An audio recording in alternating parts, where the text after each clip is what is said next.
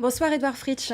Sophie. Merci d'avoir accepté l'invitation de TNTV. Alors on vient de l'entendre, hein, malgré ces désagréments, ce salon virtuel, il permet quand même de rattraper le coup pour le secteur du tourisme durement touché par la crise. Dans votre plan de relance annoncé, présenté mardi, vous misez tout de même beaucoup sur le village tahitien. C'est selon vous ce qui va sauver le tourisme? Qu'est-ce qui est prévu concrètement? En l'occurrence, je suis surpris de la réactivité de nos professionnels, hein, franchement, car c'est le premier, hein, c'est la première expérience par réservation en ligne.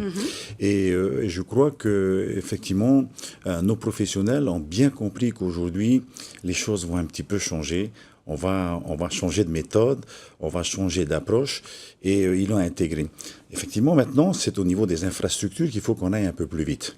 Vous parlez du plan de relance, mais aussi dans le plan de relance, il y a le village tahitien. C'est important, bien sûr, pour la création d'emplois derrière, mais il y a aussi, je crois qu'il est prévu environ 4 milliards pour que nous puissions faire la transition rapidement pour passer la 4G sur tous nos archipels, donc avoir du très haut débit, de façon justement à permettre aux professionnels de pouvoir, d'être en ligne en permanence et de pouvoir échanger avec l'extérieur d'une façon... Je pense que les prestataires attendent des solutions à court et moyen terme. Oui. Ce sont lesquelles? À court et moyen terme, ce sont les questions qui viennent d'être posées.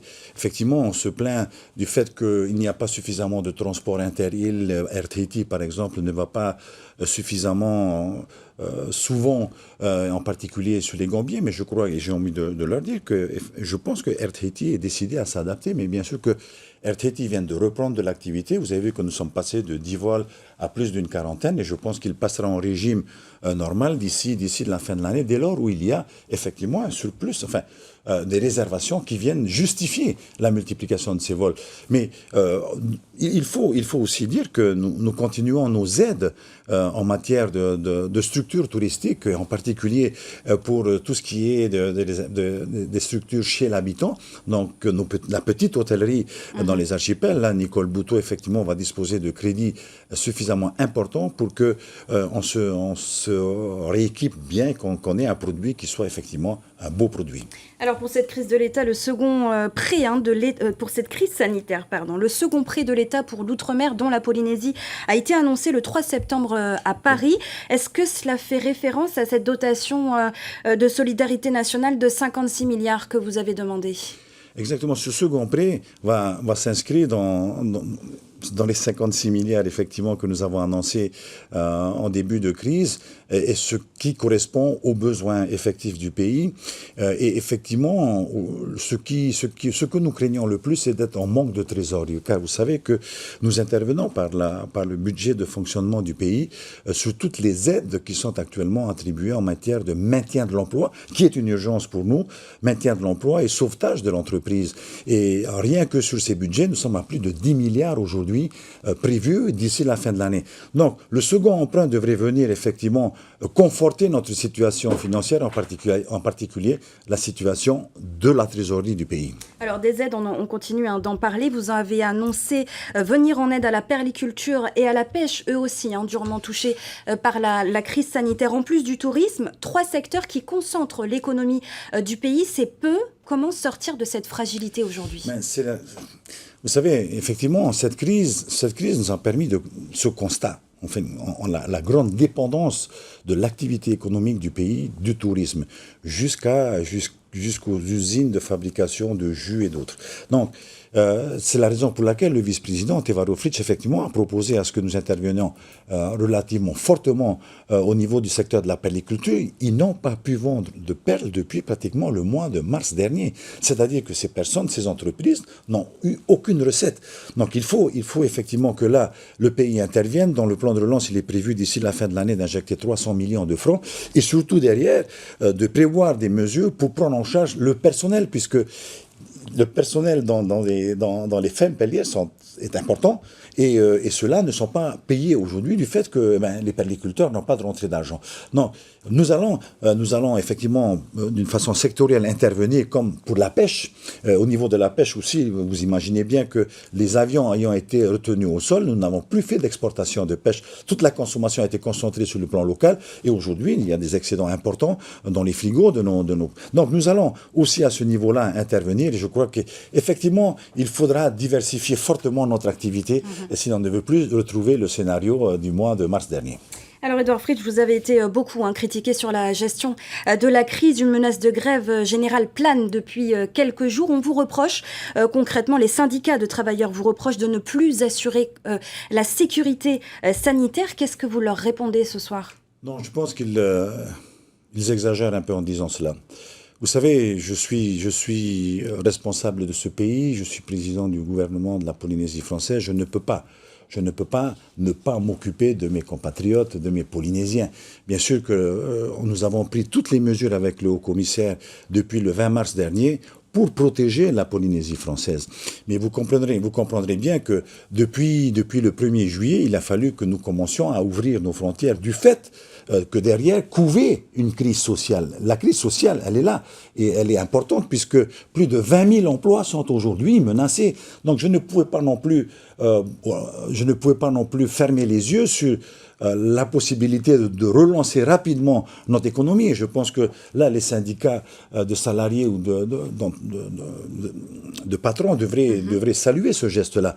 Mais c'est vrai qu'aujourd'hui, la question se pose compte tenu du fait qu'il y a une propagation importante du virus. Justement, je dois le reconnaître. Est-ce que vous pensez que le système de dépistage actuel est efficace ? Alors, le système de dépistage, nous avons retenu les meilleurs. Et je pense que le ministère de la Santé, comme le PC Crise, comme l'ILM, comme le CHPF, font convenablement leur travail. C'est bien ce qu'ils font. Je pense qu'ils sont consciencieux au boulot.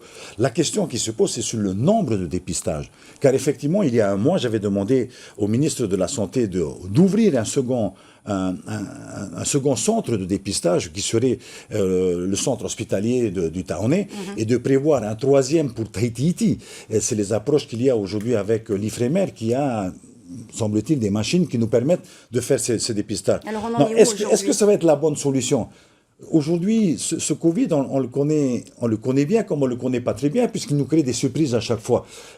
Alors, on me reproche, et je suis là pour ça, les gens ne peuvent pas dire « Édouard, merci, merci, merci ». Il y a toujours des critiques, je les entends, j'essaie de les interpréter, j'essaie d'en tenir compte, mais vous savez que mon travail, c'est quand même de protéger une grande majorité. Je réponds en fonction de la majorité des populations qui sont actuellement touchées par ce Covid. Alors demain, vous les recevez, ces partenaires sociaux, patronat et syndicats des salariés. Les syndicats de l'éducation ont également déposé un préavis de grève. Est-ce qu'ils seront invités également dans ces rencontres ? Écoutez, pour l'heure, nous avons effectivement jusqu'à vendredi, puisque nous étions en réunion jeudi avec le haut-commissaire, et vendredi je les ai revus. Je vais les revoir demain pour deux sujets importants. Un, effectivement, c'est le problème de la sécurité sanitaire de nos populations. Que faut-il faire pour qu'elle soit optimale et à l'école? Bien sûr que là, je pense que Nicole Boutot invitera l'ensemble des syndicats et à l'école et dans la population. Donc, c'est la première question. À celle-là, je me fie beaucoup aux spécialistes. Il y a des médecins, il y a des épidémiologistes.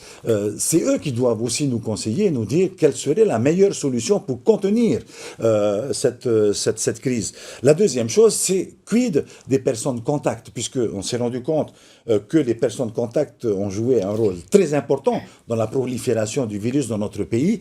Comment faut-il les confiner au travail, par le télétravail, ou est-ce qu'il faut prendre en charge leur salaire? La question, elle est là. Vous tenterez de trouver des solutions demain avec les partenaires sociaux. Dans l'actualité également, Édouard Fritsch, il y a aussi la démission du vice-président et du ministre de l'économie et des finances, Tevaro Fritsch, qui pour le remplacer? C'est toute la question. C'est difficile de remplacer un Tevaro Fritsch. C'est un garçon qui est courageux, qui n'a pas voulu que les élections soient entachées d'irrégularités. C'est la raison pour laquelle il a quitté le gouvernement. C'est un garçon qui est loyal, c'est un garçon qui est très compétent. Donc voilà, j'essaie de trouver la personne... Un nom peut-être ce soir non, pas encore ce soir. Je reviendrai pour vous dire le nom dans la semaine, mais ce sera fait dans la semaine. C'est vous qui prendrez ces portefeuilles en attendant? Je prends ces portefeuilles en attendant. On se répartira avec Thierry Alpha qui prendra l'économie bleue. Alors, est-ce qu'il y a d'autres changements à prévoir au gouvernement? Pour l'heure, non, ce n'est pas à l'ordre du jour. Ce n'est pas à l'ordre du jour. Merci, ce sera le mot de la fin. Merci. Édouard Fritch d'avoir accepté l'invitation de TNTV ce soir.